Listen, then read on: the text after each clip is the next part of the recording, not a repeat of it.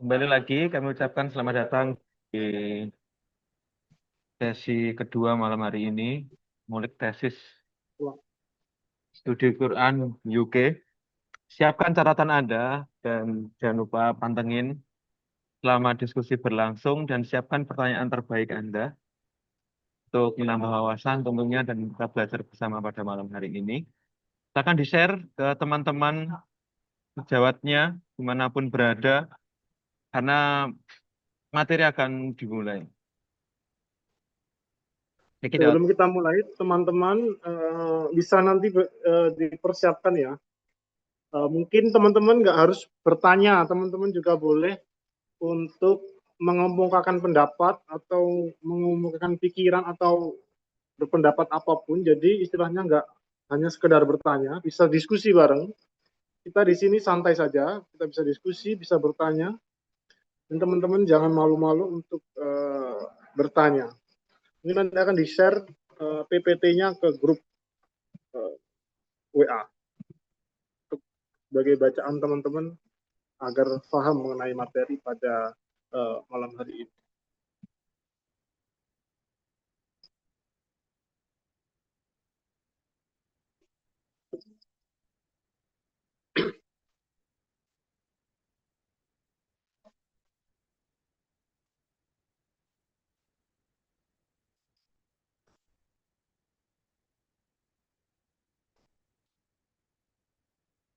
Oke, baik teman-teman. Assalamualaikum warahmatullahi wabarakatuh.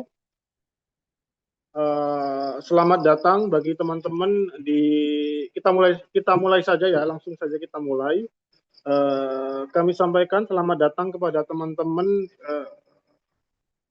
dari berbagai daerah di Indonesia untuk mengikuti webinar ini, yakni ngulik tesis dan landscape studi Quran di UK, part kedua.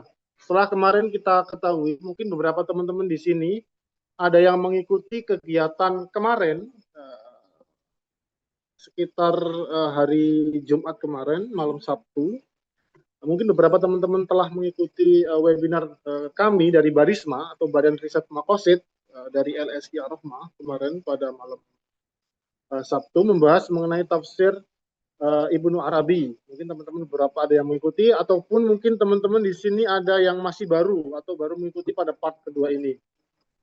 Baik teman-teman, pada part kedua ini kita akan membahas mengenai translating the sacred, redefining Islamic narrative through American Quran translation in the post 9/11 context, yang akan dibawakan oleh Ahmad Bayu Setiawan, MA, MSc. Sebelumnya, perkenalkan dahulu, nama saya Muhammad Fatahun Niam. Saya tim dari Barisma atau Badan Riset Makosid LSI Ar-Rahmah. Di sini posisi saya adalah sebagai discussion yang akan memandu diskusi pada malam hari ini mengenai topik yang akan kita bahas. Seperti itu. Sebelum kita menuju ke narasumber, saya ingin memperkenalkan dahulu kepada teman-teman tentang narasumber yang akan mengisi webinar pada malam hari ini. Beliau adalah Ahmad Bayu Setiawan, berasal dari Paciran, Lamongan. Kemudian beliau menempuh S1 di Ilmu Al-Quran Tafsir Stiski Lamongan.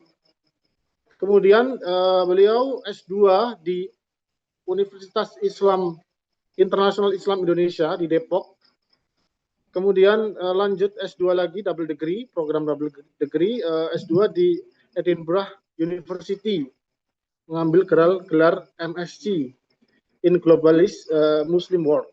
Seperti itu ya teman-teman, untuk sekilas mengenai pemateri kita pada malam hari ini. Saya kira pemateri kita pada malam hari ini adalah pemateri yang cukup kompeten dalam bidangnya. Kami harap teman-teman di sini dapat kemudian untuk mengambil banyak sekali pengetahuan, pengalaman, studi, atau bagaimana metodologi, atau bagaimana penelitian tentang Quran di UK itu seperti apa. Nanti teman-teman bisa ditanyakan mengenai isi materi maupun apapun itu, ataupun berdiskusi atau mengemukakan pendapat, mengkritik atau apapun itu, memberikan masukan dan lain-lain, kami persilahkan, nggak harus hanya bertanya. Dalam diskusi ini kita mungkin akan santai saja kepada teman-teman, jadi jangan terlalu tegang. Kami harap teman-teman bisa memperhatikan secara penuh dan mendapatkan banyak pengetahuan dari webinar ini. Baik, langsung saja kita alihkan materi pada hari ini kepada Mas Bayu Setiawan untuk menyampaikan isi dari tesis beliau pada malam ini, pada malam hari ini. Monggo silahkan Mas Bayu Setiawan. Oke, baik, Bismillahirrahmanirrahim. Assalamualaikum warahmatullahi wabarakatuh. Selamat malam semuanya. Pertama-tama terima kasih kepada Badan Riset Makosid dan juga LSG Rohma telah memberikan kesempatan bagi saya. Jadi sebenarnya ini juga nantinya jadi eh, seminasi tesis saya karena ketika nulis di UK itu kan kita kita nulis aja nulis submit tanpa defense kita. Jadi mungkin ini bisa jadi ajang tesis defense saya S2 dan yang spesial adalah nanti saya diujinya oleh teman-teman sekalian. Jadi eh, Bismillah semoga saya bisa menyampaikan dengan baik. Tadi saya juga udah ditembak masalahnya karena saya tadi dibilang kompeten di bidang ini, jadi ini udah jadi beban sendiri ya bagi saya. Semoga saya bisa oke lah menyampaikan sedikit ini. Karena ini pertama kali saya mendeseminasikan tesis saya yang ada di UK. Karena yang dulu pernah tapi yang tesis yang di YouTube lah. Jadi oke langsung saja. Sebenarnya tesis saya ini judulnya adalah Translating the Sacred, Redefining Islamic Narrative Through American Quran Translation in the Post 9/11 Context. Jadi sebenarnya maksud saya dengan judul ini adalah saya ingin menganalisis atau mengkaji itu bagaimana sih sebenarnya ya paling awal dulu tuh berangkat dari eh, interest saya terhadap studi-studi regional particularity. Jadi istilahnya gampangnya adalah bahwa Quran translasi yang diproduksi dalam suatu region atau suatu daerah tertentu itu ternyata memiliki corak yang unik, memiliki karakteristik yang unik tersendiri yang s- sekali lagi dipengaruhi oleh konstruksi sosial yang melingkupi produksi Quran terjemahan tersebut. Nah, saya kemudian terinspirasi untuk bagaimana kemudian kalau saya ini mengkaji Quran translasi, produksi terjemahan ke Al-Quran di United States Amerika. Karena pertama Amerika itu terkenal dengan diskursus Islamnya ya, yang ya meskipun mainly itu bad gitu. Kayak apa? de- de- Destruktif kayak Islamic terrorism dan lain-lain sebagainya. Tapi kemudian saya mendalami bahwasannya diskursus Islam di Amerika itu juga berkembang. Ada yang menjelekkan juga ada yang membela gitu. Nah, itu sampai pada mempengaruhi level policy gitu, policy Amerika gitu kan kayak politik di Amerika itu sendiri. Nah, kemudian dari itulah saya muncul ide untuk menerjemahkan ini, untuk meneliti tentang terjemahan ini. Sebenarnya di Edinburgh sendiri itu nggak ada eh, program studi tentang Quran yang khusus. Nah, saya mengambilnya di Global Muslim World, jadi studi ini masih masuk dalam rumpun kajian fakultas saya gitu kan. Nah, eh, saya dibimbing oleh Dr. Richard McNelson. Di, beliau itu ahli di terorisme dan ekstremisme, especially in Europe ya. Tapi karena Europe itu selalu bersinggungan dengan US, jadi saya juga banyak perspektif ketika saya belajar ke beliau gitu di. Oke, lanjut ke background mungkin bisa langsung ke background. Jadi background dari penelitian ini sebenarnya adalah poin pertama itu lebih ke keterkaitan antara terjemahan dan extralingual elements. Jadi bagaimana seperti yang saya paparkan tadi, penerjemahan teks apapun, spesial Al-Quran itu kan Al-Quran adalah God word gitu, kayak suatu hal yang nggak manusiawi. Itu adalah kata-kata Tuhan. Ya. ketika ia berusaha diterjemahkan ke dalam bahasa yang sangat beda, apalagi ke Barat gitu kan. Kita tahu Barat dan Islam itu punya sejarah clash yang panjang yang antagonistik saling membenci gitu kan.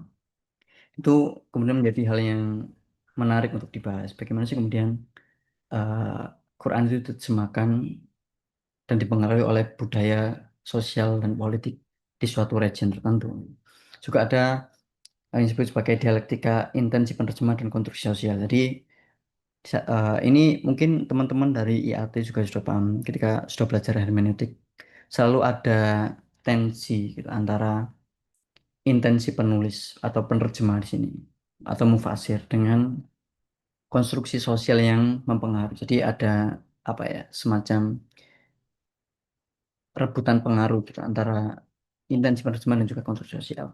Kemudian yang ketiga juga ada dinamika diskursus Islam, nah, di post 9/11.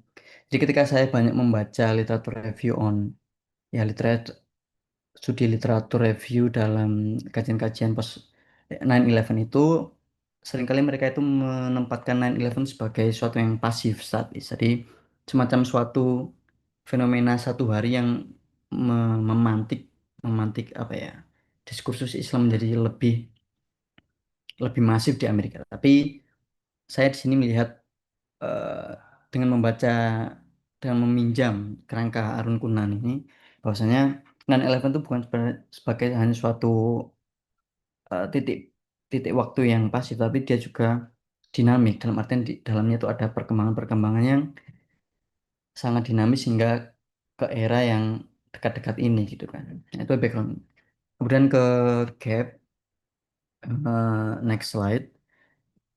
Jadi gap yang saya temukan dalam tiga tema ini yaitu studi terjemahan Quran, studi diskursus Islam Amerika, dan juga studi regional particularity on studi region terhadap terjemahan Quran itu saya menemukan gap bahwasanya ada celah yaitu melakukan studi pendekatan kritis yaitu studi kultural terhadap cultural studies on terjemahan Al-Quran yang ada di Amerika gitu. Dan juga gapnya adalah kajian terhadap interseksi narasi Islam di Amerika dan produksi terjemahan Quran di sana. Jadi ya ada beberapa studi yang sudah dilakukan, cuman menurut saya ada beberapa hal yang bisa ada yang miss dan kita bisa masuk di situ. Jadi inti dari saya itu lebih menekankan dari bagaimana sih narasi Islam ini berkelindan dengan produksi terjemahan Al-Quran di Amerika. Jadi workflow untuk pembahasan saya nantinya berarti pertama-tama pertama-tama saya akan melakukan elaborasi. Saya akan menjelaskan tentang bagaimana sih diskursus Islam di pos Amerika itu dan bagaimana itu diterjemahkan dalam bahasa politik di pemerintahan presiden-presiden Amerika yang silih berganti itu, gitu. Kemudian selanjutnya saya akan langsung menganalisa terjemahan. Saya pilih pertama saya pilih topik dulu yaitu Islam dan Jihad. Kemudian saya ambil beberapa tema dari ambil beberapa ayat dari tema tersebut dan kemudian saya melakukan analisa dengan pendekatan cultural itu tadi cultural studies gitu. Nah, next kita ke research questionnya ya. Nah, jadi sebenarnya rumusan masalah dari tesis ini tuh apa sih? Pertama, bagaimana saya kan mengambil dua objek ya, yaitu dua terjemahan Quran, studi Quran sama critical Quran. Saya mempertanyakan bagaimana kedua terjemahan ini tuh meredefinisi atau apa ya, mendefinisikan ulang tentang narasi-narasi Islam dalam konteks pasca 9/11 gitu.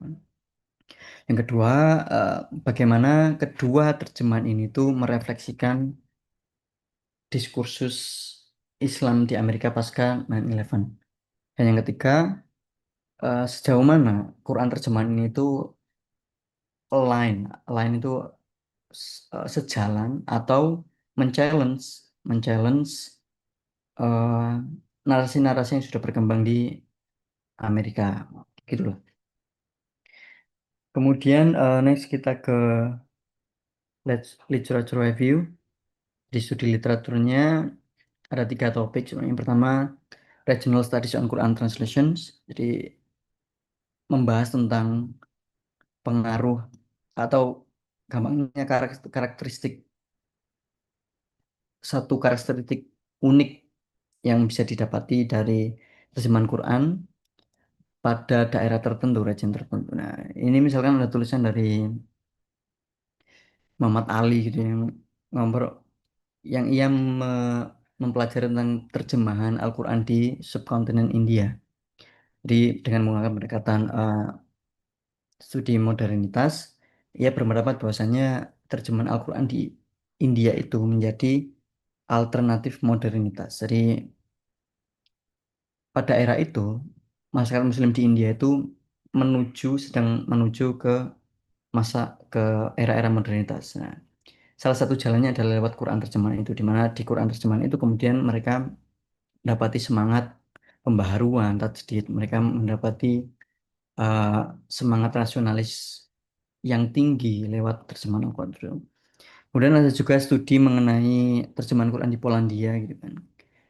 Ya, studi ini menunjukkan bahwasannya terjemahan Quran di Polandia itu menunjukkan sebuah cultural exchange gitu kayak tukar budaya antara tradisi-tradisi tafsir Kristen, Katolik, tafsir Bible sama tafsir Islam. Jadi banyak terjemahan Quran Polandia itu memakai kosakata Kristiani, juga sebaliknya.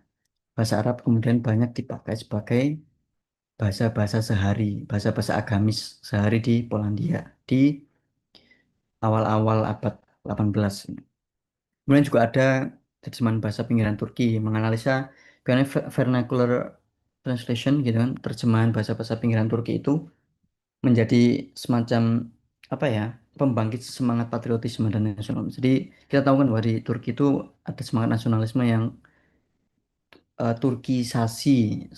Bahkan pernah ada yang azan pakai bahasa Turki, sholat pakai bahasa Turki. Salah satunya adalah lewat terjemahan bahasa Arab Al-Quran ke bahasa Turki, menimbulkan semangat patriotisme.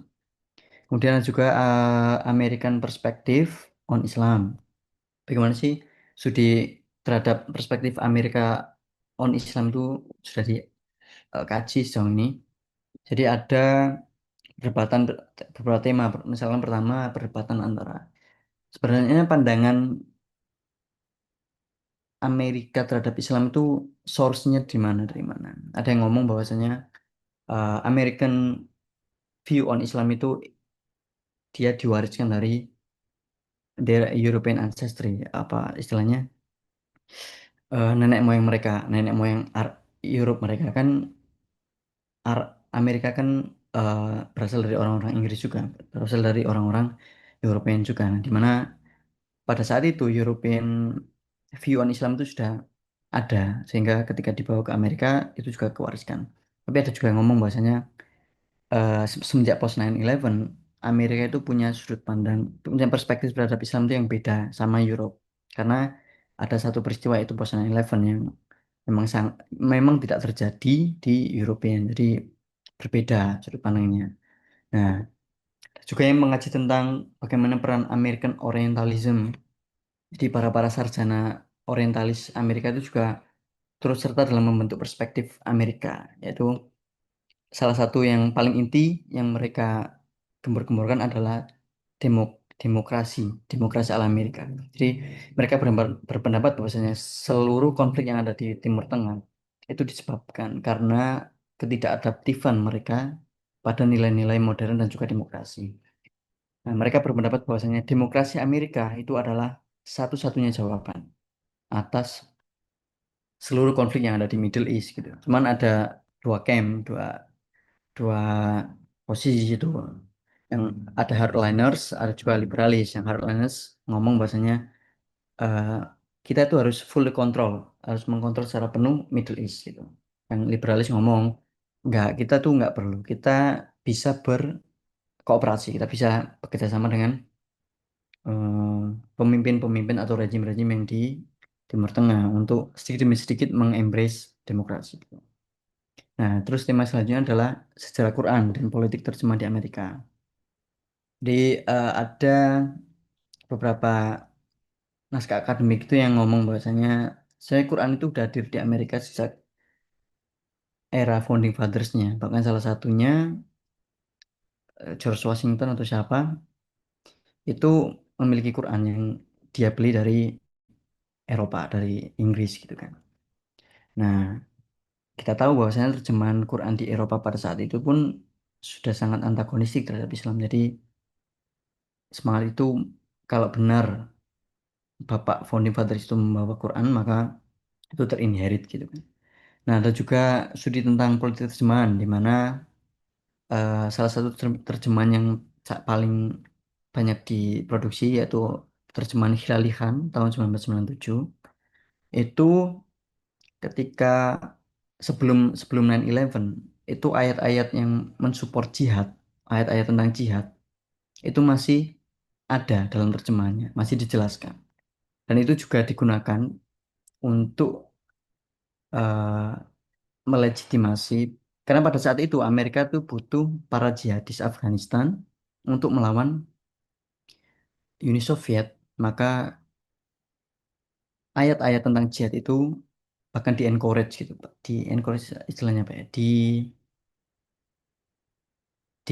istilahnya didakwahkan gitu kan. Nah, kan tetapi setelah 9/11 ayat-ayat tentang jihad dan penjelasannya itu dihilangkan pada edisi 2023 terjemahannya itu dihilangkan. Nah, salah satu politik terjemahannya. Dan juga yang paling mendekati kajian saya itu ada studi mengenai bagaimana impact dari atau dampak dari 9/11 terhadap terjemahan Quran. Nah, jadi orang ini itu mempelajari perubahan terjemahan sebelum dan sesudah post 9/11 terhadap kata-kata Islam yang kontroversial seperti watribuhunna, pukulah istrimu. Kan.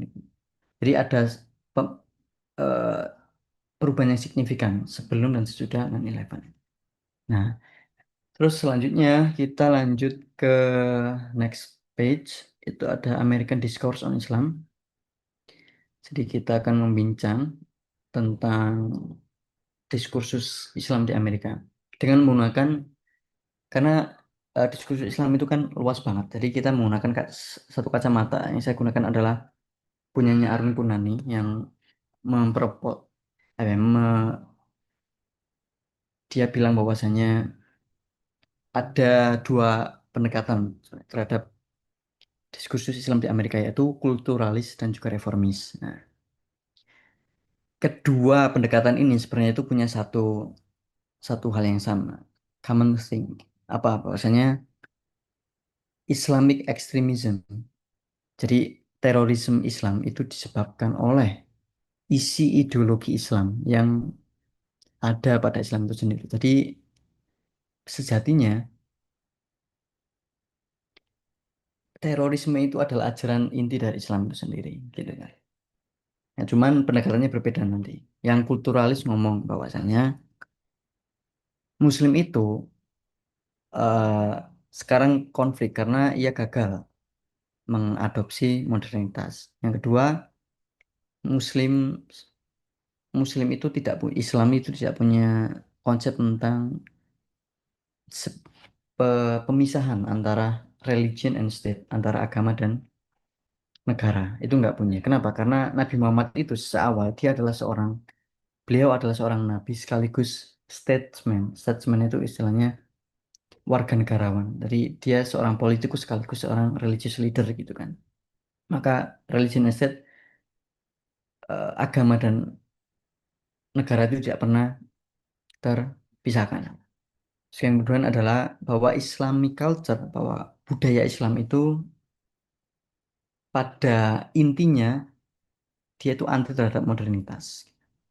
Maka apa yang terjadi adalah bahwasanya menurut kulturalis view, masyarakat Muslim itu dia itu terlena kan eh, fanatisme dan juga romantisme era keemasan. Jadi mereka itu terjebak dalam romantisme. Jadi Islam itu jaya ketika era di awal-awal era keemasan, era Nabi dan juga para sahabat.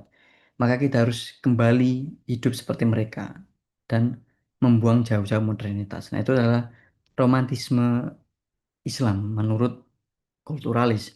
Yang kedua reformis. Nah, reformis lebih soft. Dia melihat bahwasanya pada intinya Islam itu enggak teroris, Islam itu enggak anti modern, Islam itu enggak apa ya, enggak ekstrim, tapi ada beberapa oknum dari kubu Islam itu yang me- mensalahartikan, yang kemudian eh, menyalahartikan doktrin-doktrin agama sehingga muncullah kaum-kaum ekstremis Islamis. Nah, jadi menurut mereka Islamic extremism itu tidak merupakan hasil dari agama Islam, tapi melainkan hasil dari interpretasi sebagian besar muslim, sebagian kecil orang Islam yang salah mengartikan tentang nilai-nilai Islam itu sendiri. Nah, kemudian next page kita masih membahas tentang diskursus ini. Jadi ini dalam konteks politiknya gitu kan. Persinggungan bagaimana sih kulturalis ini apa ya istilahnya bisa dilihat dalam konteks politik sosialnya di Amerika. Ya, pertama di kulturalis ada yang disebut sebagai American exceptionalism. Jadi sedikit banyak pandangan Amerika bahwasanya Islam itu adalah eh, apa ya? Islam itu adalah Muslim community itu adalah kelompok yang harus didemokratisasi. Itu muncul dari doktrin American exceptionalism. Exceptionalism ini berbicara tentang Amerika sebagai satu-satunya power di dunia yang sebagai polisi dunia lah yang dia tuh punya tugas ilahi untuk menuntun seluruh dunia agar dunia ini menjadi damai. Itu doktrin Amerika. Jadi kita bisa tahu sekarang ini kan bagaimana Amerika itu nyerang Venezuela, Amerika nyerang Iran karena mereka tuh menganggap diri mereka adalah the guardian of the world dan penjaga kedamaian gitu. Dengan dalih inilah mereka bilang bahwa Muslim di Timur Tengah ini evil, evil gitu kan. Kita harus membasmi mereka, menuntun mereka kepada demokrasi dan modernitas. Dan juga bahwasanya dalam diskursus politik di era post 9/11 itu mereka seringkali menggunakan kata-kata terorisme. Itu sudah seakan-akan di alam bawah sadar kita, orang Amerika kalau mendengar kata teroris, berarti selalu terbayang apa? Orang Muslim, kalau nggak Muslim, dia orang Arab. Nah, terus diperkuat juga ada tulisan-tulisan atau karya-karya tulis yang ditulis oleh orang-orang ex-Muslim, jadi dia dulu Islam kemudian murtad. Mereka ini menulis di bukunya bahwasanya iya benar, Islam itu mengajarkan kekerasan gitu kan. Saya dulu didoktrin demikian-demikian dan lain sebagainya. Itu memperkuat karena logika mereka itu kemudian begini. Oh iya, orang yang keluar dari Islam pun ngomong sendiri gitu kan. Bukan bukan suara sekedar orang yang membenci Islam, tapi orang yang dari Islam pun kemudian membenci Islam karena ia tahu di dalamnya itu full of extremism gitu. Jadi kita lihat juga war on terror policy. Jadi WOT war on terror itu kan di zamannya Presiden Bush itu mereka melihat dari secara politik global mereka itu melihat Islam di Timur Tengah itu sebagai turunan atau anak turun dari ideologi-ideologi pembunuh seperti Nazisme, komunisme dan sebagainya gitu kan.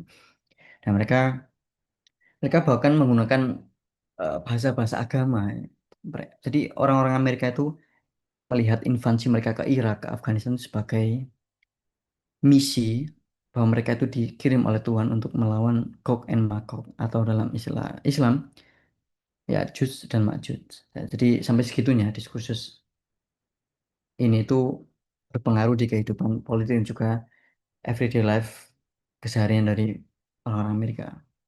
Nah, di sisi reformis ada juga beberapa penulis itu yang sudah mulai menyuarakan untuk merevisi, mereform pemikiran kita terhadap Islam di Amerika. Misalkan ada penulis namanya Iqbal Ahmad. Dia ngomong, dia ingin menunjukkan bahwasanya separasi atau pemisahan state and religion, negara dan agama itu udah jauh sekali dilakukan oleh umat Islam karena ia berpendapat bahwasanya eh, dinasti Abbasiyah itu adalah dinasti terakhir yang masih menyatukan state and religion. Setelah itu state and religion itu sudah dipisah sampai kemudian di era sekarang. Nah, beberapa sikap-sikap reformis ini juga ditujukan oleh presiden, yaitu Obama dan Biden. Ketika dalam ketika masa kepemimpinan Obama, mereka ngomong bahwasanya eh, Obama ini sampai dalam forum di Kairo, dia bilang kami minta maaf atas apa ya sekuritisasi atau istilahnya itu menjelek-jelekan Islam gitu. Itu ulah kami dan kami minta maaf sebagai gantinya kita akan lebih melindungi lagi umat-umat Islam gitu kan. Dia ngomong bahasanya Muslims itu sama dengan American dan mereka kita nggak beda kok gitu.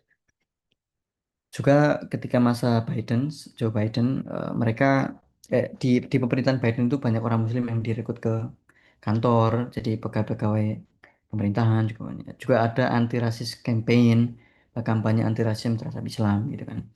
Cuman yang dari kritik saya ketika saya diskusi juga dengan eh, supervisor saya, bahwasanya sikap yang nampaknya reformis oleh para pemimpin ini, terutama Obama sama Biden, itu masih terjebak dalam sudut pandang kulturalis karena mereka selalu ngomong tentang good and good versus bad Muslim. Oke, mereka mengakui Muslim is the same as like American. Muslim itu equal sama dengan American. Cuman hanya good Muslims gitu. Nah, siapa sih good Muslim? Good Muslim adalah Muslim yang setuju dengan nilai-nilai Amerika. Kalau nggak setuju namanya bad Muslim. Nah, jadi tetap apa ya semacam simbolisme kepala negara saja gitu. Nah, oke, next page. Ini kita sudah mulai masuk ke studi Qurannya di I will try to be more concise. Semoga. Jadi saya ini melihat adanya fenomen apa yang saya sebut di sini sebagai interventionist Quran translation dan saya mengelompokkan dua kitab terjemahan ini ke dalam kategori terjemahan Quran interventionist. Apa sih yang disebut interventionist? Jadi kita akan bahas secara step by step. Yang pertama, ada kebutuhan untuk meredefinisi identitas Islam kan setelah kemudian teror, kemudian 9/11 itu orang-orang Amerika itu mempertanyakan, kenapa sih Islam kok melakukan ini? Siapa sebenarnya Muslim itu? Nah, itulah kemudian muncul setelah itu terjemahan-terjemahan Quran yang sifatnya itu sebagai tafsir. Nah, di sini translation squad tafsir, interpretative translation. Jadi kita bisa bilang di sini bahwa terjemahan itu juga berfungsi sebagai tafsir. Nah, kemudian terjemahan-terjemahan yang muncul setelah post 9/11 ini ternyata punya karakteristik yang sama, yaitu mereka terjemahan-terjemahan itu selalu diikuti catatan-catatan yang panjang, extensive interpretive, yang panjang dan juga udah selayaknya tafsir gitu lah ya. Nah, tapi juga kadang terjemahan itu dijadikan media untuk mengimpos atau apa ya mensuntikan ideologi tertentu, narasi-narasi ideologi tertentu kayak ekstremisme, liberalisme dan lain sebagainya gitu kan. Nah, eh, ada penulis namanya Elmar Safi, dia berpendapat bahwasanya 9/11 itu telah apa ya memproduksi sebuah hegemoni atau semacam jadi gampangnya gini aja. Setelah 9/11 banyak terjemahan-terjemahan itu sifatnya defensif. Defensif itu dalam arti mereka berusaha untuk membantah klaim-klaim Amerika terhadap Islam yang buruk. Jadi mereka berusaha untuk defense diri mereka. Nah, Al-Amri juga tahun 2019 dia itu bilang ke bahwasanya munculnya hegemoni tafsir yang defensif itu juga part atau bagian dari realitas politik di mana masyarakat Muslim di zaman itu memang mau nggak mau harus melakukan itu gitu sebagai respon terhadap political reality itu. Nah, tesis saya ingin melangkah lebih jauh, Pak. Saya ingin bilang bahwasanya terjemahan sebagai tafsir ini atau terjemahan yang ekstensif yang panjang ini yang lahir setelah 9/11 tidak hanya digunakan sebagai alat-alat defensif tapi juga ofensif. Nah, gitu. Dengan meneliti dua tafsir, dua terjemahan Quran ini. Oke, lanjut ke next slide gitu kan. Next slide ini adalah dua Quran terjemahan yang saya kaji di tesis ini. Yang pertama adalah studi Quran yang ditulis oleh beberapa kelompok akademisi Amerika Muslim yang di-lead atau diketuai oleh Said Hussein Nasr gitu kan. Sebenarnya eh, terjemahan ini tuh adalah project yang ini tertulis eh, di kitabnya sendiri bahasanya terjemahan ini tuh berusaha untuk mendefense atau enggak mendefense tapi mendefinisikan ulang Islam dalam konteks setelah 9/11 gitu kan. Nah, yang kedua bukunya adalah The Critical Quran yang ditulis oleh Robert Spencer. Nah, ini agak sangat kontras ya. Itulah karena kita kan studi komparasi. Karena studi komparasi maka mau nggak mau kita harus coba untuk mengkomparkan dua hal yang beda. Nah, ini salah satu tips yang saya dapat yang mungkin bisa saya share ke teman-teman yang nantinya akan mengambil studi komparasi. Menurut supervisor saya, studi komparasi itu lebih bagus kalau yang kamu komparasikan itu tetap dalam satu kesatuan, misalnya sama-sama buku terjemahan, tapi punya perbedaan yang banyak gitu kan. Jadi kita lebih bisa membandingkan. Misalkan ketika kita membandingkan Android Android sama iPhone itu kan banyak bedanya. Kalau kita membandingkan cuma iPhone 11 sama 12 aja itu nggak banyak bedanya. Jadi ini sekedar saya sharing apa yang saya dapat ketika studi ini. Nah, dari Critical Quran itu dia lebih ke eh, sebenarnya alasan Robert Spencer nulis terjemahannya dia itu muak sama terjemahan-terjemahan sebelumnya yang menurut dia itu terlalu defensif, terlalu apologetik gitu kan. Jadi orang Islam ini yang terjemahkan Quran ini dia itu berusaha melindungi diri gitu, apologetik. Saya ingin menulis terjemahan Quran yang benar-benar objektif. Saya cari langsung sumber-sumber dari tafsir-tafsir Islam yang otoritatif dan juga dengan pendekatan historical apa ya pendekatan historical approach gitulah karena salah satu hal yang saya baca dari terjemahan ini adalah ia mengkritik beberapa klaim-klaim yang ada di Quran itu dengan studi historis bahwasanya apa yang disebutkan di Quran itu ternyata historically not happen gitu enggak correct misalnya enggak sesuai gitu. Nah, jadi bisa dikatakan critical Quran itu adalah terjemahan Quran yang merujuk kepada naskah-naskah tafsir dan juga menggunakan pendekatan studi historis. Oke, selanjutnya langsung ke next page. Kita membincang tentang translating Islam. Jadi pertama apa sih? Yang pertama kita membincang tentang ini ayat yang saya pilih adalah Innatina indallahi Islam. Oke, yang pertama ini berarti ini ya, innalladzina amanu walladzina hadu wan nasara wasabina man amana dan seterusnya. Nah, dalam menerjemahkan ayat ini itu saya komparasikan. Yang pertama, studi Quran yang ditulis oleh Said Husain itu menerjemahkan Allah itu sebagai God, kan. Ditulis dalam bahasa Inggrisnya adalah God. Sedangkan yang ditulis oleh Spencer, Critical Quran, dia itu nulis Allah. Dia menerjemahkan kata Arab Allah itu juga dalam bahasa Inggrisnya Allah. Apa yang menjadi implikasi adalah bahasanya eh studi Quran ini atau Syed Hussein Nasr ini ingin menempatkan Islam itu sebagai agama yang juga sebenarnya sama dengan agama-agama yang lain. Mereka juga menyembah apa yang disebut sebagai God.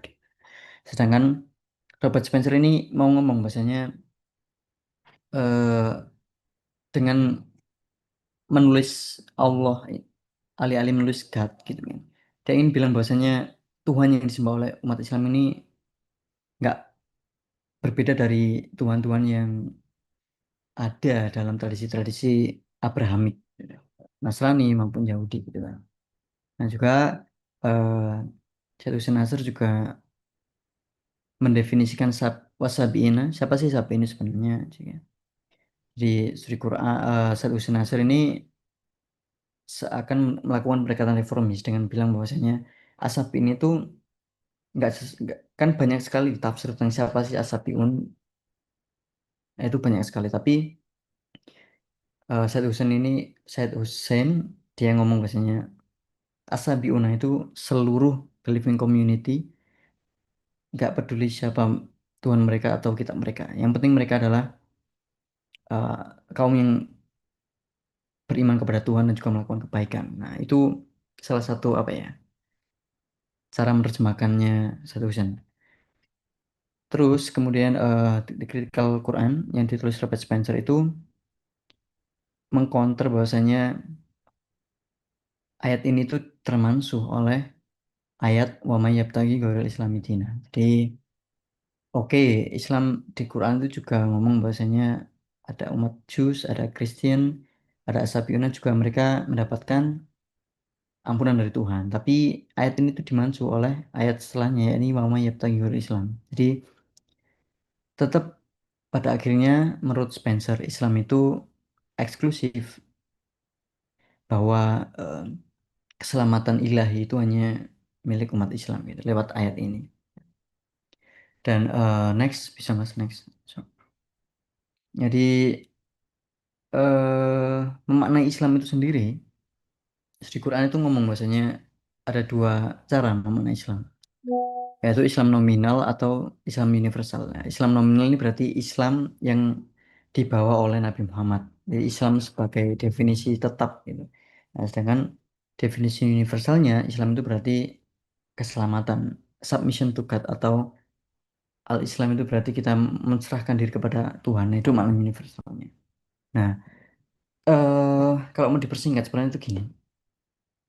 Ketika ketika memaknai Islam, Said Hussein Nasr itu lebih cenderung mengedepankan relasi-relasi nilai universal yang ada di Islam. Jadi Islam itu di Quran dijelaskan sebagai agama yang universal, pluralism gitu kan. Dan itu ditekankan, nggak peduli ada tafsir-tafsir yang mayoritas ngomong bahwasanya Islam itu the only way of salvation, Islam itu satu-satunya. Nah, tradisi-tradisi tafsir ini menurut Syed Hussein Nasr itu masih kalah sama nilai universal Al-Quran gitu. Nah, ini sangat berbanding terbalik dengan Robert Spencer. Dia bilang bahwasanya karena dia bukan orang ini ya, non Muslim ya, jadi dia objektif aja. Dia bilangnya orang kebanyakan tafsir itu ngomong bahwasanya Islam itu adalah agama satu-satunya gitu Pak. Jadi ya bener dong kita bilang bahwasanya Islam itu eksklusif, bahwa dia itu nggak menerima agama lain, karena tafsir pun dalam tafsir-tafsir Islam itu banyak sekali yang ngomong gitu kan. Nah, eh jadi pendekatan itu lebih ke situ. Kalau mau dibedakan misalkan ya. Terus kita langsung ke jihad, coba kita next. Nah, di jihad ini,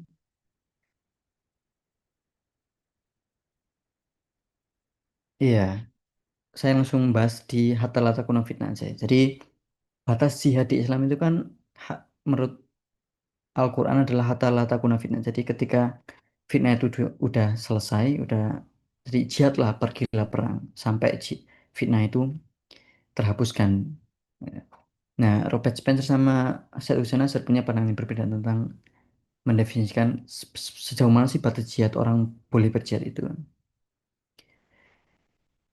Said Hussein Nasr itu tidak setuju. Ada ada ide, ada diskursus demikian bahwasanya makna fitnah itu selesai adalah ketika Islam itu sudah di embrace all over the world, atau Islam itu udah menguasai dunia. Jadi semua itu nggak ada yang nggak beragama Islam gitu. Nah, itu adalah batas dari jihad itu. Tapi saya tuh nggak setuju bahwasanya em, bahwa ia kemudian saya itu berusaha untuk mengkontekstualisasi pemahaman ini. Jadi sebenarnya jihad itu, kenapa kok ayat-ayat jihad itu sangat keras di Al-Quran? Karena itu merujuk spesifik kepada kondisi Islam di era awal, karena banyaknya persekusi dan juga orang-orang kafir Quraisy itu selalu apa ya istilahnya mengakali umat Islam gitu kan. Maka jihad dalam tujuan untuk mengkonversi atau mengislamkan orang-orang Quraisy ini menjadi sangat penting, menjadi sangat urgent. Oleh karena itu eh, pada saat itu memang udah seharusnya tujuan dari jihad adalah mengkonversi umat-umat Quraisy menjadi Muslim. Tapi ketika dibawa ke zaman sekarang itu menjadi tidak lagi relevan gitu kan. Karena umat Islam itu udah established, udah oke seluruh dunia gitu kan. Maka tidak lagi relevan. Tapi lagi-lagi Robert Spencer itu seakan memanfaatkan momentum ini. Nah, oke nih. Karena tafsir-tafsir itu sangat tafsir-tafsir Islam mengenai ayat jihad itu sangat keras. Ya, berarti Islam pada intinya meng mengencourage, istilahnya apa ya, menyerukan jihad.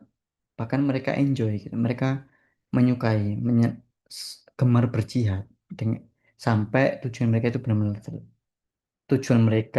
tercapai, yakni seluruh umat di dunia itu menjadi Islam, seluruh orang di dunia itu menjadi Islam gitu kan. Nah, next kita mungkin, nah, ini pembahasan terakhir sebelum konklusi. Jadi setelah saya menganalisa, kemudian langkah terakhir saya adalah untuk menjawab seluruh research question saya itu membawa eh, pembahasan-pembahasan Islam dan jihad yang udah dilakukan, yang dipaparkan oleh Spencer dan juga Said Musa Nasr itu saya bawa ke konteks politik 9/11, pasca 9/11 dan juga diskursus Islam di post 9/11 Amerika. Jadi eh, saya melihat bahwasanya salah satu kritik atas diskursus Islam di Barat, kita kan biasanya ngomong ini, orang Barat itu kalau bahas Islam nggak pernah pakai suara-suara Islam gitu. Nah, terjemahan Quran 2 ini itu bisa mengisi gap itu, bahwasanya lewat lewat terjemahan ini, karena dua terjemahan ini tuh banyak mengutip referensi asli Islam, kita bisa bilang bahwasanya diskursus Islam itu juga sudah diwarnai oleh referensi-referensi Islam gitu kan. Nah, kalau mau disimpulkan, saya bisa bilang bahwasanya pendekatan Said Hussein Nazar itu dia secara hermeneutik tafsir dia itu cenderung relativis. Dia eh, Said Hussein mau ngomong bahwasanya pemahaman Islam itu tidak pernah monolistik, dia tidak pernah satu gitu kan. Bahwasanya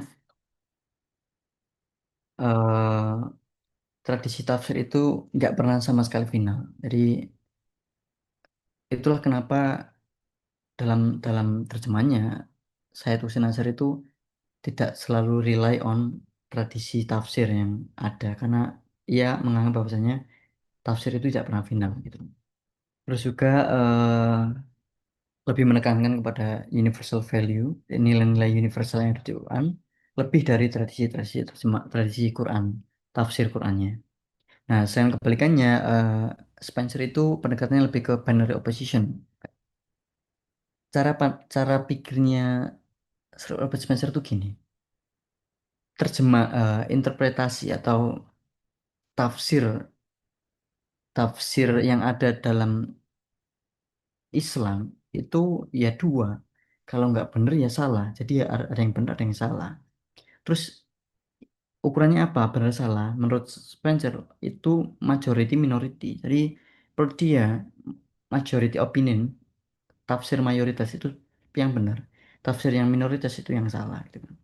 Nah, dengan cara pikir yang demikian, Spencer itu mau ngomong, ya mayoritas tafsir Islam itu ngomong jihad itu sangat digemborkan oleh Islam. Berarti Islam itu pada intinya sangat menyukai jihad gitu kan. Bahwa Islam itu adalah agama yang eksklusif, itu juga pendapat mayoritas para mufasir. Ya udah itu yang benar gitu. Itu yang benar terhadap Islam. Nah, itu cara pandangnya Robert Spencer gitu kan. Kemudian yang menarik adalah meskipun Said Hussein Nasr ini ter- iya kelampau reformis gitu sampai ngomong bahwasanya seluruh agama itu punya jalan keselamatan. Cuman ada sedikit porsi ortodoksi di dalamnya. Saya menemukan ini. Bahasanya meskipun Hussein Nasr ngomong semua agama itu selamat, tapi tetap ia membatasi, yaitu agama-agama yang monoteis, yang believe in one God dan juga mm, melakukan kebaikan gitu kan, wamilah solihan gitu kan. Nah, apa strategi lainnya adalah Robert Spencer itu berusaha untuk mengalienasi Islam. Jadi seakan-akan menjauhkan agama Islam itu dari agama-agama Abrahamik lainnya gitu kan. Nah, juga Robert Spencer itu mau menekankan bahwasanya Islam itu adalah agama dengan doktrin totalitarianisme itu tadi, yang punya semangat untuk mengislamkan seluruh dunia lewat jihad dan pemahaman tentang Islam itu sendiri. Nah, terus next ke conclusions, kita ke konklusi. Ini konklusi singkat saya. Kalau yang di tesis itu panjang, karena memang disarankan demikian. Jadi apa yang benar-benar bisa saya konklusikan adalah Quran terjemahan di Amerika itu tidak hanya berfungsi sebagai teks pendamping, tapi ia juga menjadi alat untuk mendefinisikan ulang Islam dan juga identitas umat Muslim di tengah dinamika politik di Amerika. Nah, itu konklusi dari tesis saya. Dan ya mungkin itu saja yang dapat saya sampaikan dalam sesi pemaparan ini dan saya serahkan lagi ya ke Mas Niam. Dan ya terima kasih semuanya sudah menonton. Assalamualaikum warahmatullahi wabarakatuh. Waalaikumsalam warahmatullahi wabarakatuh. Baik teman-teman, tadi sudah disampaikan beberapa inti dari penelitian dari Mas Bayu mengenai pemaknaan Islam, terutama tadi mengenai jihad dan Islam di Amerika. Seperti itu ya teman-teman. Baik, saya akan mencoba menyimpulkan kepada teman-teman bagaimana tadi paparan dari eh, Mas Bayu mengenai tesisnya tadi.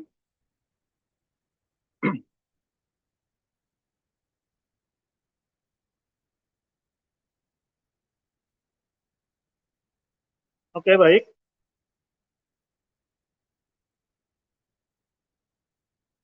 Oke, baik.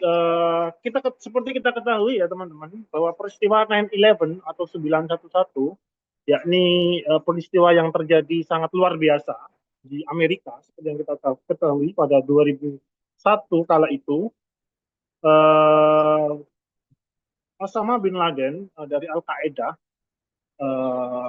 kemudian menabrakkan pesawat ke Menara WTC di Amerika pada waktu itu, dan kemudian peristiwa itu menimbulkan gelombang kejut besar bagi Amerika, bagaimana sebuah negara adidaya seperti Amerika yang tidak tertembus selama ini ternyata diserang oleh kelompok militan di pusat kotanya lagi. Itu merupakan mereka merasa itu sebagai penghinaan lah bagi Amerika, bahwa bagaimana sekelompok ekstremis Muslim bisa menjebol inti dari kapitalis pusat kapitalis Amerika di New York pada waktu itu. Nah, dari peristiwa itu kemudian secara fundamental mengubah lanskap politik global, kemudian keamanan internasional dan relasi Barat terhadap Islam. Bagaimana kemudian pandangan Barat terhadap Islam pada waktu itu kemudian mengalami perubahan yang sangat signifikan. Ya. Secara politik, 9/11 itu menjadi titik balik besar ya. Saya kebetulan sebagai mahasiswa, saya S2 saya itu mengenai Middle Eastern Studies. Di beberapa artikel atau bahkan tesis saya beberapa kali mengutip mengenai peristiwa 9/11, bahwa 9/11 kemudian menjadi titik balik besar bagi Islam pada waktu itu. Terutama pada pemerintahan pada waktu itu, kalau nggak salah pada pemerintahannya George W. Bush, yang kemudian dia setelah itu mendeklarasikan perang terhadap Taliban dan lain-lain. Oke. Kemudian dalam tesis ini berangkat dari asumsi bahwa terjemahan Al-Quran itu bukanlah aktivitas linguistik yang netral ya, melainkan merupakan praktik kultural seperti itu dan politis yang kemudian beroperasi dalam struktur kekuasaan tertentu. Dalam konteks Amerika Serikat pasca 9/11, kita ketahui Islam mengalami reposisi yang sangat drastis dalam diskursus publik, terutama dari agama global menjadi subjek utama dalam wacana keamanan, terorisme, kemudian demokratisasi dan identitas nasional. Peristiwa 9/11 tidak hanya kemudian memengaruhi kebijakan dalam negeri maupun luar negeri dari Amerika, tapi juga membentuk cara Islam kemudian direpresentasikan dalam media, akademik, dan produksi pengetahuan. Dalam situasi ini, salah satunya terjemahan Al-Quran di Amerika menjadi salah satu arena penting dalam perdebatan tentang makna dan identitas Islam. Seperti kita ketahui tadi yang dipaparkan oleh Mas Bayu bahwa Islam dan jihad itu mengalami redefinisi yang signifikan sebelum dan pasca peristiwa 9/11 di Amerika.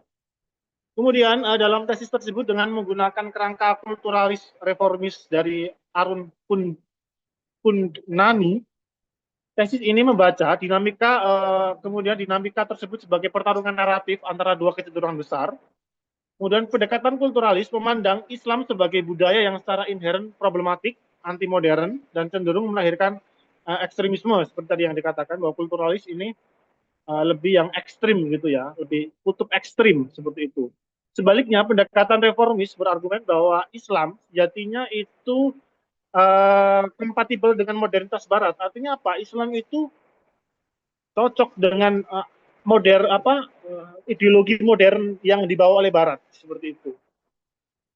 Mengatakan bahwa Islam itu modern sebenarnya seperti itu. Mengatakan seperti itu ya. Kelompok reformis yang mengatakan seperti itu. Dan ekstremisme itu merupakan bagian kecil dari Islam saja, merupakan sebuah deviasi lah ya dalam Islam saja, yang minoritas dan menyimpang istilahnya seperti itu. Jadi secara umum reformis mengatakan bahwa itu ya Islam itu sejalan dengan modernisme seperti itu. Nah, kedua kecenderungan ini tidak hanya hadir dalam wacana politik dan media, tetapi juga terartikulasikan dalam proyek-proyek penerjemahan Al-Quran di Amerika khususnya seperti itu. Dalam konteks ini, The Study of Quran sebagai kajian objek material dari tesis ini, dan The Critical Quran menjadi objek kajian material dua buku ini. Yang pertama, The Study Quran itu dipimpin oleh Syed Hussein Nasr, seorang ilmuwan reformis, bisa dikatakan seorang modernis Islam lah ya, yang merepresentasikan kecenderungan reformis dengan menghadirkan Islam sebagai tradisi yang plural, bernuansa, dan tidak monolitik. Terjemahannya tersebut kemudian banyak mengedepankan koherensi nilai-nilai Quran, menolak pembacaan eksklusif yang kaku, serta menekankan dimensi historis dalam ayat-ayat yang sering dianggap kontroversial, seperti ayat-ayat jihad tadi, dan relasi antara agama seperti itu. Sebaliknya, The Critical Quran cenderung bergerak dalam spektrum kulturalis dengan menonjolkan pembacaan yang menekankan eksklusivisme teologis dan potensi totalitarian dalam doktrin Islam. Seringkali melalui rujukan pada tradisi tafsir klasik dan pendekatan kritik historis ya, seperti tadi dikatakan.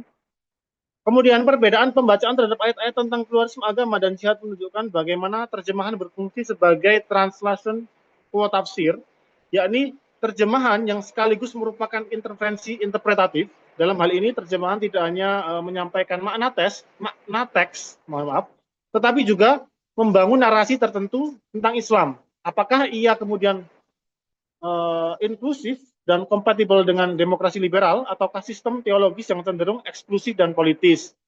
Dengan demikian, kedua terjemahan tafsir tersebut tidak dapat dilepaskan dari konteks sosial politik Amerika pasca 9/11 yang menuntut redefinisi identitas Muslim dalam ruang publik seperti itu. Nah, pasca 9/11 tersebut kemudian muncul gelombang untuk meredefinisi Islam ya, tadi dikatakan oleh Mas Bayu, yang kemudian bagaimana Islam itu diartikan ulang seperti itu. Pada akhirnya kemudian dari tesis atau tulisan ini menyimpulkan bahwa terjemahan Al-Quran di Amerika pasca 9/11 berfungsi sebagai instrumen penting dalam meredefinisi narasi Islam. Ia menjadi medan kontestasi ideologis seperti itu, tempat identitas Muslim, relasi agama dan negara serta posisi Islam dalam modernitas kemudian dinegosiasikan. Kemudian terjemahan Al-Quran tidak lagi sekadar teks pendamping studi keislaman, melainkan sebagai dari produksi wacana yang membentuk persepsi kebijakan dan relasi kuasa dalam masyarakat Amerika kontemporer. Ya, tadi telah banyak kemudian diberikan sampel-sampel beberapa ayat, terutama Al-Baqarah tadi yang kemudian menjelaskan mengenai Islam dan beberapa agama-agama yang lain sebagai sampel ya dari tesis ini. Kemudian dijelaskan adanya perbedaan pemaknaan dari dua makna besar tersebut dalam penerjemahan Al-Quran. Seperti itu. Kalau saya lihat pembagian yang dilakukan oleh siapa tadi, Adnan,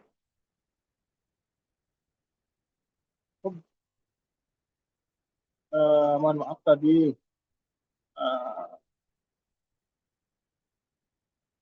Harun pembagian Sundari. antara kulturalis dan reformis itu mirip-mirip dengan kalau saya pernah membaca sebagai seorang mahasiswa kajian Timur Tengah, mirip-mirip dengan pembagian yang dilakukan oleh Muhammad Qasim Zaman, the contemporary ulama seperti itu. Saya kira agak mirip, dia menyebutnya tradisionalis dan revisionis seperti itu, beda dalam artian kata saja.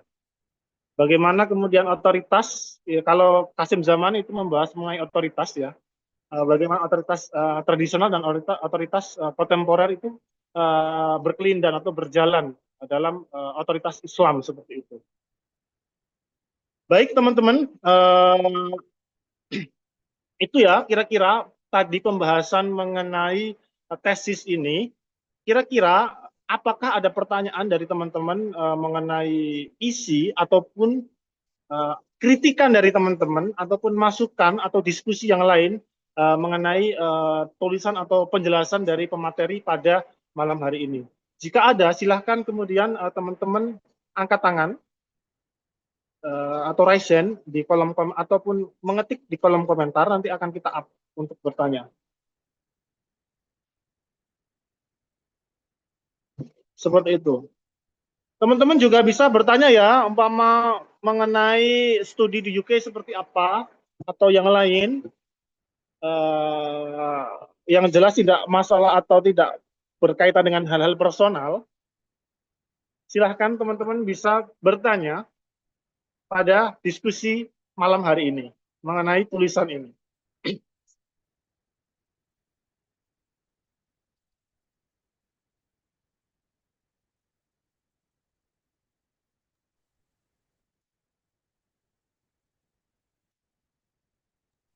Yaitu Silakan raise hand bagi ada yang bertanya yaitu ada atau yang ini. ditulis di kolom komentar.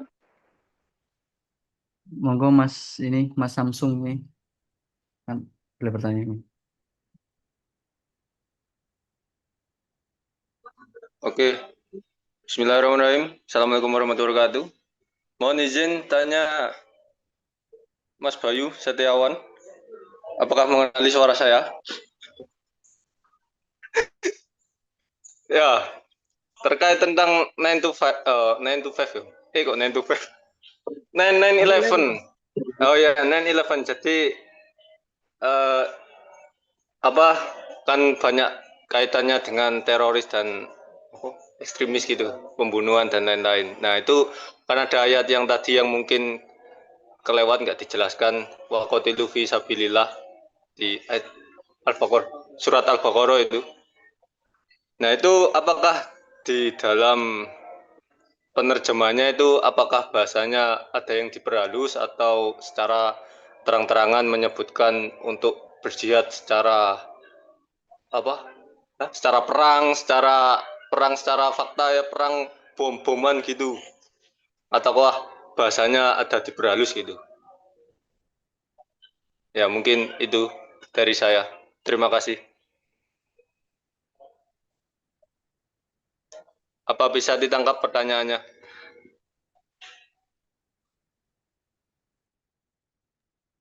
Ya, bisa. Terima kasih. Ini rekan saya ini dari Stiksi juga ini, Mas Afiruddin.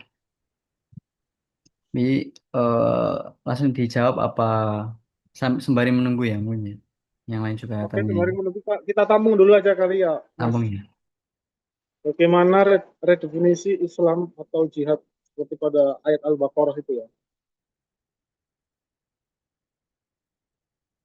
Ada yang bertanya lagi, ada di kolom komentar. Ini bertanya, izin bertanya Kak, terkait Islam universal di Barat, apakah berarti menganggap semua agama di saat ini benar atau masih tetap mengakui Islam sebagai satu-satunya agama yang benar? Itu pertanyaan kedua dari Sohib Sofi'i. Ada lagi satu yang mau bertanya? Oke, ada lagi.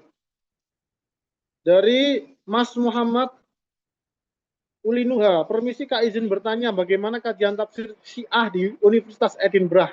Terima kasih. Mungkin dari tiga ini ya Mas ya, kita jawab terlebih dahulu mengenai tadi. Oh, ada lagi, ini banyak di kolom komentar bertanya. Kita jawab dulu tiga tadi, bagaimana Mas? Yang pertama mengenai makna jihad dalam Al-Baqarah itu, kemudian apakah ada istilahnya penghalusan narasi pasca 9/11 seperti itu. Oke, terima kasih nih yang saya bertanya. Lumayan banyak juga yang alhamdulillah. Dia pertanyaan tadi dari Mas Afiruddin, apakah ada penghalusan bahasa? Ada. Jadi yang pertama itu salang kill gitu kan. Jadi slaughter atau apa gitu. Jadi eh perubahan kosakata juga ada tuh. Cuman kalau mau kita bahas dalam scope translation sebuah tafsir. Jadi sebenarnya dalam dua buku yang saya kaji ini hampir mirip penerjemahannya. Cuman yang memberikan adalah dalam note-nya, dalam catatannya. Ini belum sempat saya bahas juga tadi. Sebenarnya, tapi juga ada di tesis saya ayat ini waqatilum fisabilillah. Yang satu yaitu Said Hussein Nasr, beliau berusaha untuk cara beliau itu menghaluskan yaitu dengan merujuk kepada pembahasan-pembahasan historis. Jadi merefer kembali bahwa yang ngomong bahwasanya ayat ini itu konteksnya adalah perang Hudaybiyah, di mana umat Muslim pada saat itu granted atau diberi oke lah bolehlah masuk Mekah untuk melaksanakan umroh. Cuman karena belajar dari pengalaman orang-orang kafir Quraisy atau Mekkan politeis ini mereka seringkali melanggar janji mereka, kemudian bisa menyerang kapan saja. Maka oleh karena itu ayat ini tuh turun sebagai apa ya pembacaan defensif. Kemudian ayat ini tuh menyeru kalian untuk berjaga-jaga, bersiap-siap. Ketika kalian melakukan umroh, kok kemudian para kafir Quraisy ini melanggar janji mereka, maka peranglah gitu kan. Nah, itu salah satu upaya menghaluskannya di situ. Nah, satu sisi lain yang Robert Spencer, nah, ini istilahnya wah tepaan nih gitu kan kalau bahasa Jawanya atau wah kebetulan ini tafsirnya ngomong bahwasanya ayat ini tuh ngomong bahwasanya ini sangat jelas untuk membunuh gitu. Nah, ya inilah Islam itu, inilah Islam. Bahwasanya Al-Quran juga ngomong, ya perangilah mereka gitu kan. Ya kayak gitu. Jadi pembahasannya yang Mas Afiruddin tadi kemudian ada beberapa cara untuk menghaluskannya. Yang pertama bisa dari pemilihan kosakata, yang kedua dari cara pendekatan dalam membahas ayat tersebut ketika ditafsirkan atau di explanation lebih lanjut gitu. Oke. Terus yang kedua terkait Islam universal di Barat, apakah berarti menganggap semua? Nah, saya ini satu hal unik yang saya temui dalam saya sampai justru sampai saat ini, meskipun saya mempelajari Said Hussein Nasr, saya nggak mengerti beliau sepenuhnya. Gitu. Cara cara pikirnya itu unik. Beliau itu ngomong bahasanya Islam universal berarti nggak hanya Islam, tapi asal ini kan luas. Beliau mendefinisikan secara sangat luas. Bahkan termasuk Bizantin, termasuk orang-orang Turki pada era Nabi Muhammad. Gitu. Jadi, mereka yang belum menerima kerisalahan Tuhan, kerisalahan Nabi Muhammad di era itu kan banyak karena keterbatasan komunikasi dan lain sebagainya. Maka umat-umat beragama di era itu selain Islam itu juga termasuk dapat dikatakan Islam, Muslim itu. Cuman di satu sisi dia juga ngomong bahasanya risalah apa ya? Bahasanya keselamatan ilahi itu hanya bagi orang yang percaya terhadap monoteis gitu kan. Tuhan bahwa Tuhan itu satu dan juga melakukan kebaikan. Jadi ada dua kontradiksi, ada dua pandangan yang kontradiksi dalam diri Said Hussein Nasr tanpa kemudian beliau itu menegaskan yang mana nih yang benar. Gitu kan. Jadi itu yang saya tadi ngomong bahwasanya tetap ada satu titik ortodoksi dalam pluralisme mereka gitu. Nah, kalau mau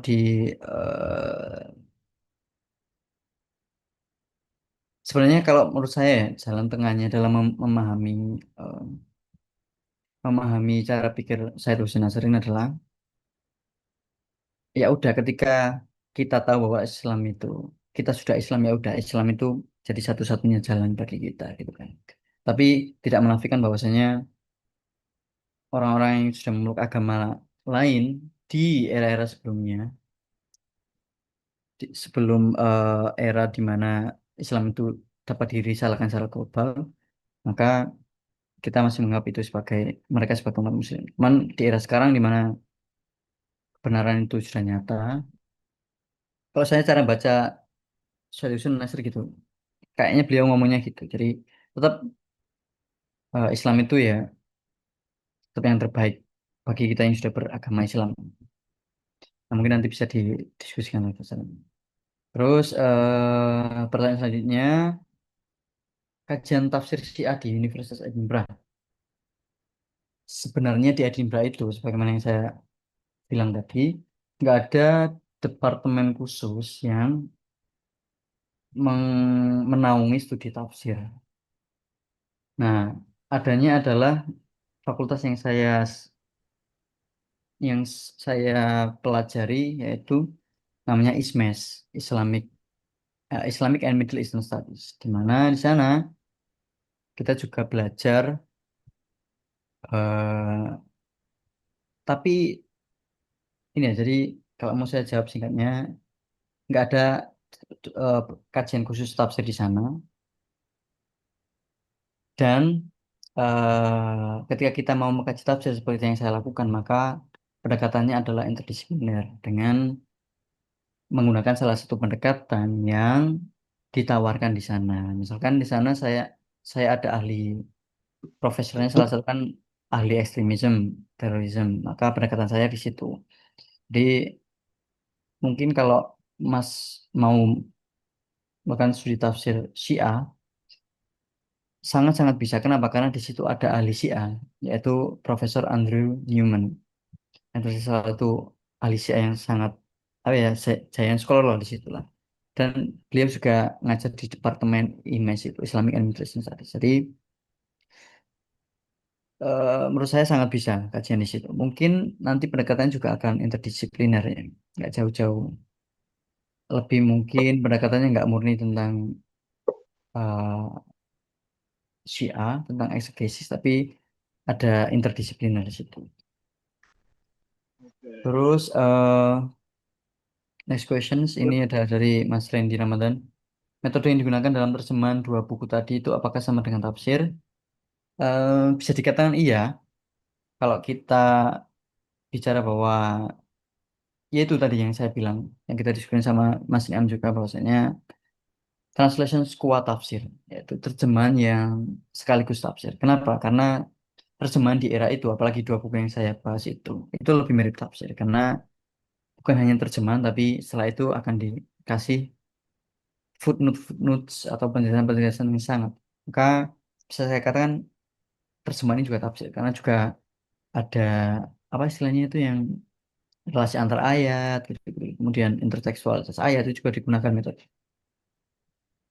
Terus kemudian dari Mas Mafikul Khalid, ya, ini bertanya Kak, sejauh mana Mana strategi translation kuat tafsir dalam studi Quran untuk ulang kamus bacaan?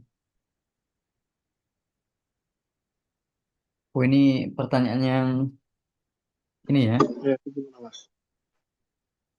pertanyaan yang sangat ini. Kalau simpelnya ya, saya coba perhatikan ini terjem- inti dari tesis saya. Eh,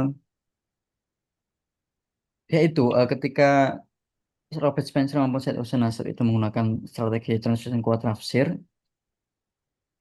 mereka mencoba untuk yang satu Said Hussein itu mendinai gitu kan, sekaligus memperkuat narasi-narasi reformis yang sudah ada dengan apa ya, mengadvokasi lah kalau saya mau bilang sebenarnya dua dua kitab terjemahan ini sama-sama Vokasi.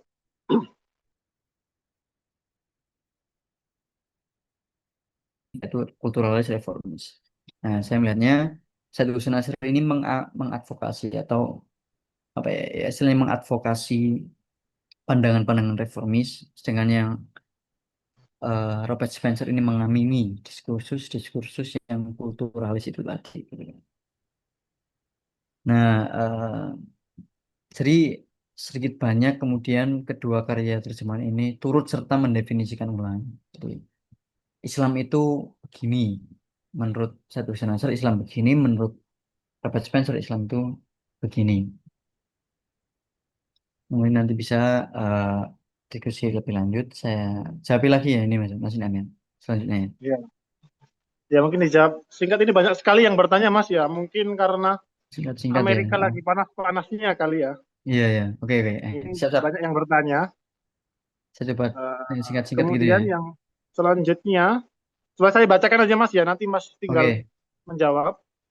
Apakah 9/11 itu faktor tunggal adanya pergeseran tadi atau faktor lain yang menguatkan 9/11 atau menjadi bibit sebelum puncaknya? Jadi apakah hanya 9/11 itu yang menjadi faktor utama kemudian pergeseran pemaknaan Islam dan jihad itu, Mas, kira-kira?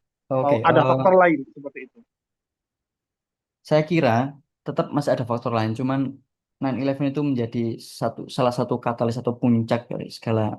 Karena sebelumnya emang Islam itu udah diproyeksikan sebagai agama musuh gitu kan. Karena itu juga di-inherit juga diwariskan dari pengalaman European mereka ancestry di pemahaman Islam European dibawa ke Amerika yang sudah anakronistik yang Islam versus us gitu kan kayak Islam versus West gitu. Nah, puncaknya terjadi di 9/11 dan itu sekarang akan menjadi tamparan bukti. Kita ngomong maksudnya sama seperti kita percaya bahwa hantu itu ada nih, hantu itu ada, tapi kita nggak pernah lihat. Terus satu malam Jumat kita ketemu tuh hantu itu, tas. Nah, itu kan menjadi satu katalis yang merubah seluruh perspektif kita, sebenarnya menjadi yakin dan lain sebagainya. Nah, mungkin s- gampangnya gitu. Baik. Terus, Jadi gitu ya, Mas, ya. Tadi siapa yang bertanya tadi, Mas Anas. Anas?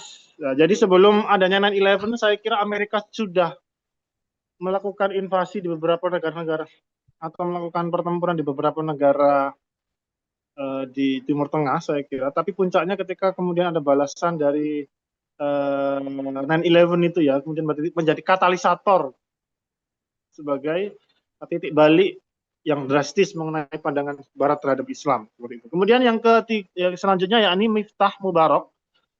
Bagaimana jika apakah kajian Quran di Barat ada yang khusus berkaitan membahas diskursus neokolonialisme seperti itu, Mas? Apakah perlu dijawab? Ada yang khusus berkaitan mahasiswa kolonialisme. Bagaimana umpama kalau dari saya, Mas, ya, umpama Ya, jika ditarik ke dekolonialisme itu seperti apa jika kajian penafsiran dari Syed Hussein Nasr dan critical Quran itu, Mas? Apakah kira-kira masih ada gap penelitian yang lanjut seperti itu? kayak penelitian ya. Gap Sebenarnya penelitian yang sih, lanjut kira-kira teman-teman di sini mau meneliti, oh saya ingin meneliti topik ini tapi menggunakan perspektif dekolonialis seperti itu. Apakah kira-kira masih bisa untuk dikembangkan seperti itu, Mas? oh ya, Mungkin nanti. sangat-sangat mungkin sekali. Jadi sebenarnya saya nggak bisa ngomong ya. Karya saya ini berkontribusi apalah, paling kontribusi sedikit aja. Karena di hadapan seluruh karya akademik yang sudah established gitu. Di saya itu cuman sekedar berusaha meneruskan semangat kajian regional particularity of Quran translation gitu. Jadi kajian terhadap karakteristik region, pengaruh region terhadap terjemahan.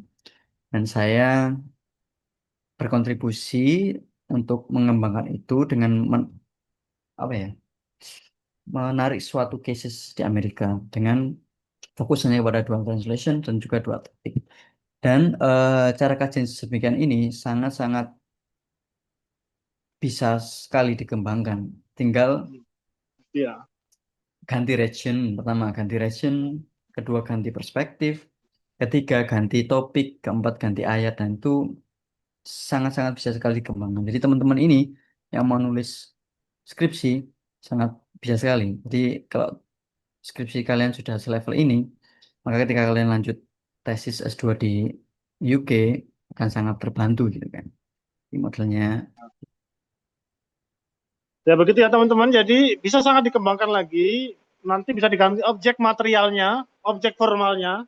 Nah, teman-teman juga harus paham mengenai objek materialnya.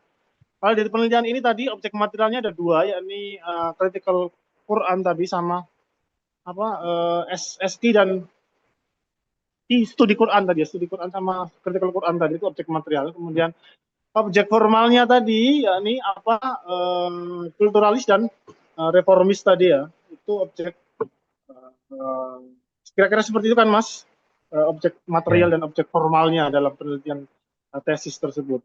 Kemudian ada selanjutnya izin bertanya mengenai Solih Fikuli Zaman Wamakan, di mana saat ini Islam terkhusus di Indonesia damai, bagaimana makna jihad masih bisa relevan?